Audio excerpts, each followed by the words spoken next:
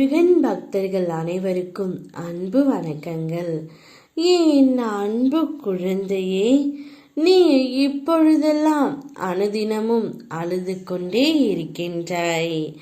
உன்னவரை பிரிந்து உன்னால் நிச்சயமாய் இருக்க முடியவில்லை. உன்னுடைய வலிகளும் வேதனைகளும் எனக்கு நன்றாக புரிகின்றது தங்கமே.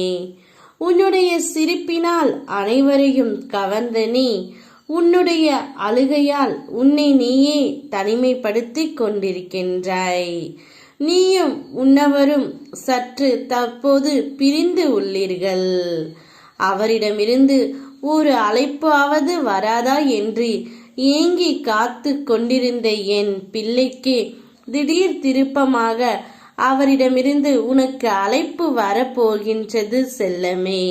இதை நீ கேட்ட அடுத்த நொடியே உன் துணையிடமிருந்து ஒரு அழைப்பும் நற்செய்தியும் உன்னை தேடி வரப்போகின்றது.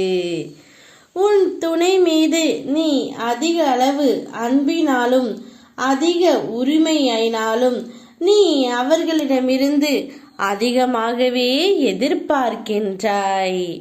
ஆனால் அதை பூர்த்தி செய்ய முடியாத சூழ்நிலையால் உங்களுக்குள் சண்டை, மன வருத்தம் ஏற்படுகின்றது.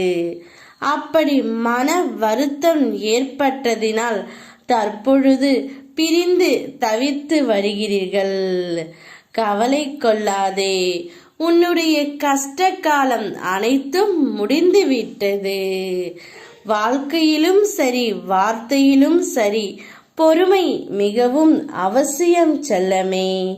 பொறுமையாக இருந்தால் மட்டுமே உனக்கு பிடித்த உறவுடன் நீண்ட காலம் சந்தோஷமாகவும் மகிழ்ச்சியாகவும் உன்னால் வாழ முடியும். உன் மனதில் உள்ள எண்ணங்களை அடுத்தவர்களிடம் சொல்லி ஆறுதல் தேடாமல் உன் துணையிடம் மனம் விட்டு பேசு. இப்பொழுது நீ பிரிந்து இருப்பதை நினைத்து வருத்தப்படாதே. திடீர் திருப்பமாக எதிர்பாராத விதமாக உன் மனம் விரும்பிய உன் துணையிடமிருந்து அழைப்பு வரும். அப்பொழுது உன் மனதில் உள்ளதை நீ வெளிப்படையாக பேசு தங்கமே.